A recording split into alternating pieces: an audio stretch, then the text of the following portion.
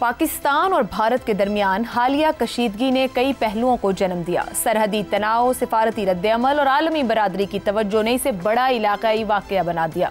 जहां एक तरफ पाकिस्तान की अस्करी क़ुव्वत और दिफाई हिकमत अमली को सराहा गया, वहीं वज़ीर आज़म शहबाज शरीफ ने भी इस मौके पर भरपूर सियासी और सिफारती कामयाबी हासिल करने की कोशिश की, जिसमें वो बड़ी हद तक कामयाब भी हुए।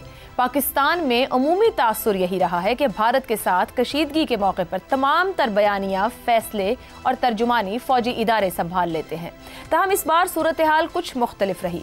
शहबाज शरीफ ने न सिर्फ कौमी असम्बली में पुरअसर खिताब किया, बल्कि आलमी फोरम्स पर पाकिस्तान का मौक़िफ़ खुद पेश किया। उन्होंने अक़वाम मुत्तहिदा के सेक्रेटरी जनरल से भी बराह रास्त राब्ते किए। इस्लामी ताउन तंजीम के रहनुमाओं और बैरूनी दुनिया को बावर करवाया कि पाकिस्तान अमन चाहता है, लेकिन अपनी खुद मुख्तारी पर कोई समझौता नहीं करेगा। मीडिया कवरेज में भी शहबाज हुकूमत का किरदार वाज़ेह तौर पर नुमायां रहा। अहम आलमी चैनल्स ने वज़ीर आज़म शहबाज शरीफ, नायब वज़ीर आज़म इसहाक डार और वज़ीर इत्तलात अता तारड़ के बयानात और इंटरव्यूज़ को मरकज़ी तौर पर पेश किया, जिससे तासुर बनने लगा कि हुकूमत ने कौमी मफाद में मुअस्सर क़यादत का मुज़ाहिरा किया है। इसहाक डार ने इस दौरान 60 ममालिक के नायब वज़राए आज़म और वज़रा से राब्ते किए। ये वो मौका था जिसमें शहबाज शरीफ ने अपना इमेज महज एक इंतज़ामी वज़ीर आज़म से निकाल कर एक मजबूत कौमी लीडर के तौर पर पेश किया। सियासी एतबार से कामयाबी इसलिए भी अहम है कि शहबाज शरीफ इस वक्त कई महाजों पर दबाव का शिकार है, जिसमें महंगाई, बिजली के बिल, अदालती महाज आराई और हिज़्ब इख्तिलाफ की तनकीद। इन सब हालात में एक मौका ऐसा आया जिसमें अवाम की तवज्जो दीगर मसाइल से हटकर कौमी वक़ार की तरफ लग गई। इस मौके को शहबाज शरीफ ने ज़ाया नहीं होने दिया। हुकूमत ने इस दौरान पार्लियामेंट में 9 अहम बिल भी मंजूर करवाए। इस वाक़े ने शहबाज शरीफ को कौमी सतह पर वो मौका दिया जिसकी उनको सख्त ज़रूरत थी, खास तौर पर उस वक्त जब उन पर कमज़ोर वज़ीर आज़म होने का तासुर गालिब आ रहा था।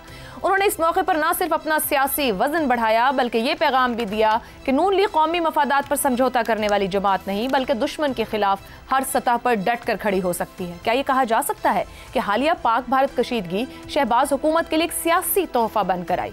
उसने न सिर्फ उनकी हुकूमत को वक्ती रिलीफ दिया, बल्कि अवामी सतह पर उनकी जमात की साख को कुछ हद तक बहाल करने में मदद दी। अब देखना यह है कि क्या शहबाज हुकूमत इस वक्ती फायदे को देरपा सियासी सरमाए में बदल पाती है, या ये मौका एक जज्बाती लहर बनकर गुजर जाएगा। इसी पर पैनल की राय आपके सामने रखेंगे। हमारे साथ हैं हसन निसार, शहजाद चौधरी, ज़ैगम खान और रजा रूमी साहब। प्रोग्राम का सवाल आप सभी के लिए। पाकिस्तान की भरपूर सिफारती कामयाबी, भारत की 25 साला खारजा पॉलिसी नाकाम, क्या कौमी सलामती बहरान ने शहबाज शरीफ को इंतजामी वज़ीर आज़म से कौमी लीडर में तब्दील कर दिया? ज़ैगम साहब, क्या हालिया सूरत हाल से तासुर मजबूत हुआ है कि मौजूदा हाइब्रिड निज़ाम में फ़ौज का किरदार तो है मजबूत, अपनी जगह पर मौजूद, मगर वज़ीर आज़म और हुकूमत की भी एक से है। क्या ये सिफारतकारी उनके बगैर मुमकिन थी? देखिए, एक तो आयशा, थोड़ा सा मुझे प्रोटेस्ट करने दें जी कि आप कह रही हैं कि वज़ीर आज़म पाकिस्तान, तासुर ये है कि वो कौमी लीडर नहीं है।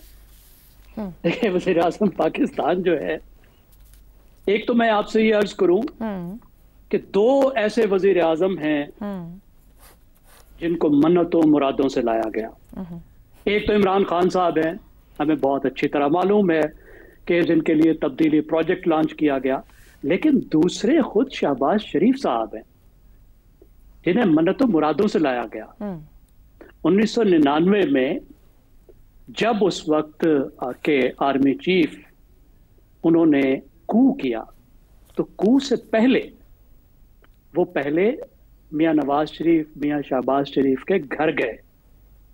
मैं परवेज मुशर्रफ साहब की बात कर रहा हूँ, और उनके वालिदैन से मिले और कहा कि ये बड़े भाई को वापस ले लो, नवाज शरीफ को वापस ले लो और शहबाज शरीफ को दे दो, मसला हल हो जाएगा।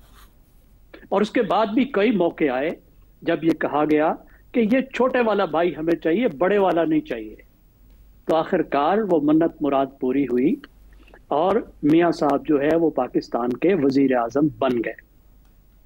लेकिन उनकी शोहरत जो है वो एक मुंतजिम की है। आप बिल्कुल ठीक कह रही हैं कि उनकी जो शोहरत है वो कौमी लीडर की नहीं है। उसकी एक वजह है कि कौमी लीडरशिप के लिए आपको डायरेक्ट पब्लिक अपील चाहिए होती है, कि बराह रास्त आपका हाथ अवाम की, लोगों की नब्ज पर हो। सही। और लोग आपके साथ हो, लोगों के दिल आपके साथ धड़कते हों। लेकिन मियां साहब को जब भी लाया गया है वो बड़े भाई के साए में आए हैं और उनको एक स्टाफ गेप अरेंजमेंट के तौर पर लाया गया है, एक पुल के तौर पर लाया गया है। लास्ट टाइम भी जब नवाज शरीफ साहब को निकाला गया तो वो एक ब्रिज के तौर पर लाए। असल लीडर यही समझा गया कि नवाज शरीफ हैं, जब हालत ठीक होगी, जब हालात ठीक होंगे तो वो दोबारा से वजीर आजम बन जाएंगे। और अब भी जब मौजूद है तो उनकी अपनी भतीजी का एक साया मौजूद है और ये तासुर मौजूद है कि जो असल वारिस है नवाज शरीफ की, वो तो उनकी अपनी बेटी हैं। अब इस वक्त जो सूरत हाल है, क्या वो साए से बाहर निकल पाए हैं? सफारती कामयाबियों की हमने बात की, जिसमें कोई शक नहीं है पाकिस्तान ने बहुत बड़ी बड़ी सफारती कामयाबियां हासिल की हैं।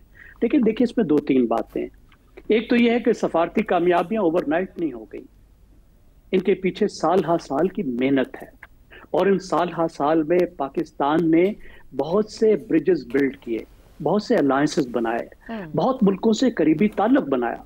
मसलन तुर्की की बात है, सेंट्रल एशिया के मुल्कों की बात है, चीन में तो हमारी इन्वेस्टमेंट बहुत गहरी है, लेकिन जो गुज़श्ता कई साल में हमारी इन्वेस्टमेंट है उसके सबरात अब सामने आए, जो सामने नहीं था। हमें मालूम नहीं था कि इस वक्त चीन के साथ हमारे ताल्लुकात कितने। ज़ैगम साहब, कतर कलामी की माजरत, आप बात कर रहे हैं साया हो, छाया हो या स्टॉप गैप अरेंजमेंट हो, तुर्की हो, सेंट्रल एशिया हो, चाइना हो, सऊदी अरब हो, अमेरिका हो, कोई भी हो, 22 अप्रैल से लेकर 10 मई तक वजीर आजम शहबाज शरीफ साहब थे। माजी में और वजीर आजम भी रहे। जैसे हालात और माहौल रहे, लीड फ्रॉम द फ्रंट तो प्राइम मिनिस्टर ने किया। एक कौमी लीडर के तौर पर फैसले और बयानियां तो वो देते रहे दुनिया के लिए। जी, मैं उसी तरफ आ रहा था। बिल्कुल, मैं उनका क्रेडिट नहीं ले रहा, मैं कंटेक्स्ट में रख रहा हूं कि एक बात ये, दूसरी बात भारत का जो अपना गुरूर है, भारत की जो अपनी पॉलिसियां हैं, उससे भी उसका नुकसान हुआ है। अब जो ये वाली बात है, उनका क्रेडिट नहीं लिया जा सकता। बहरहाल टीम पाकिस्तान के कप्तान तो वही थे ना, जो तमाम इदारे थे इस वक्त वो उसके अंडर काम कर रहे थे। जो मैच्योरिटी उनकी टीम ने दिखाई, जिस तरीके से इस वक्त उन्होंने काम किया और खुद उन्होंने जो मेहनत की, उसका बिल्कुल क्रेडिट उनको जाता है। अब क्या उसके नतीजे में उनकी इतनी डायरेक्ट अपील पैदा हो जाएगी कि वो कह सके कि मैंने नवाज शरीफ को रिप्लेस कर दिया है? क्योंकि नवाज शरीफ तो बिल्कुल गुम होकर रह गए हैं ना। सही। नवाज शरीफ तो बिल्कुल अब अवाम के साथ क्या, वो तो अपने करीबी देरीना साथियों को भी वक्त नहीं देते। वो लोग जिन्होंने दहाइयां साथ गुजारी, क्या अब वो नवाज शरीफ के रिप्लेसमेंट बन गए हैं?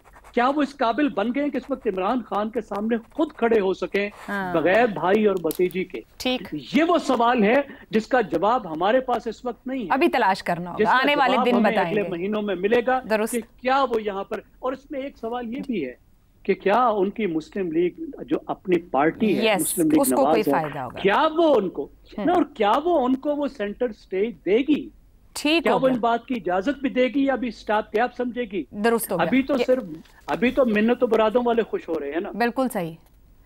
हसन निसार साहब, खित्ते में भारत की थानेदारी का दावा रहा है और वो खुद भी कहता रहा है, जंगी और सिफारती सतह पर उसे मुंह की खानी पड़ी अब की बार। क्या अपोजिशन के पास अब शहबाज शरीफ को कमजोर वजीर आजम कहने का कोई जवाज है? देखिए, फेजेस आती हैं कौमों की जिंदगी में और ये तो बहुत एक शॉर्ट लिफ्ट सा है, यूं समझ लो कि प्रोमो चला है, एक लंबी कहानी है ये। हर लीडर, कायद, रहनुमा, ये हम अजीब मस्करे लोग हैं, पता नहीं किन किन लोग हैं, ये बहुत बड़े लफ्ज़ हैं। रहनुमा, कायद, leader, we insult the entire vocabulary. ये वो मटीरियल है ही नहीं बीबी, वरना आज ये मुल्क इक्तसादी, समाजी, अखलाकी और दीगर ऐसे कई हवालों से इस बदतरीन जवाल की जद में ना होता। 40 साल से चिपके हुए हैं, तेरा ओवरनाइट कौमी लीडर। अच्छा, वो ये रिफ्लेक्टेड ग्लोरी है और बिल्कुल चंद दिनों की भी नहीं है, बल्कि है ही नहीं। जाने गई मासूम अवाम की, काम किया फौज ने, प्लान उनका एग्जीक्यूट उन्होंने, इम्प्लीमेंट उन्होंने। खुदा का खौफ करें, अल्लाह अल्लाह खैर सलाह। वैसे भी आपने कौमी लीडर की बात की है तो ज़हन में इतना तो होना चाहिए कि इसके लिए कौम की ज़रूरत है, और कौम क्रिएट मजाक नहीं। अमेरिकन हैं, वो तो कौम ही कोई नहीं, मेल्टिंग पॉइंट है। कोई ब्रिटिश अमेरिकन है, कोई जर्मन है, कोई कलामी की माजरत सिर्फ इन्हीं 15-17 दिन की बात की जाए तो वहां तो लीडरशिप नजर आई ना। दुनिया को जो बयानिया दिया वो भारत का बाय नहीं किया गया, पाकिस्तान की सियासी हुकूमत का बाय किया गया। जो वजीर खारजा ने बताया, बयानिया कोई नहीं है। अगर फौज डिलीवर ना करती तो केड़ा बयानिया? You had an edge. Hasan साहब, जंगेबाज का सिफारती मैदान में हार दी जाती है, पर सिफारती मैदान की जीत जंगों को भी जीत की तरफ ले जाती है। गलत कह रही हैं आप, बिल्कुल गलत कह रही हैं आप। जंग की हार मैंने नहीं देखी तारीख में कहीं सफारती महाज। There has to be a reason. सफारतकार क्या करता है वहां? सर फिर तो भारत का बयानिया जीत जाना, हसन साहब, फिर तो भारत का बयानिया जीत जाना चाहिए था ना, जो 25 साल से बनाया हुआ था। सुन तो ले पहले, आप अगर उसको स्ट्रेंथन करते हैं, उसको मुसल्ला करते हैं आर्गुमेंट के साथ, सच्चाई के साथ, हकीकत के साथ, ग्राउंड रियलिटीज के साथ, वो नाकामी सफारतकारी। सिचुएशन ऐसी है, दे मिजरेबली फेल्ड, मॉरली भी, वो जंग के एतबार से भी, असले के सारा फेक था वो उनका सारा कारोबार। आप सॉलिड थे। आपके तो सफारतकारियों से बहुत पहले दुनिया ने कहना शुरू कर दिया था कि वो बेहूदगी कर रहा है हिंदुस्तान या भारत, जो भी है वो गलत है। सफारतकार को आपने हथियार दिया, मजबूत आर्ग्यूमेंट दिया, और दुनिया वॉज फुल्ली प्रिपेयर्ड। वो उन्होंने रिसीव किया, उस बात को कबूल किया जो वो खुद पहले कह चुके हैं, तो ठीक है, दुरुस्त है।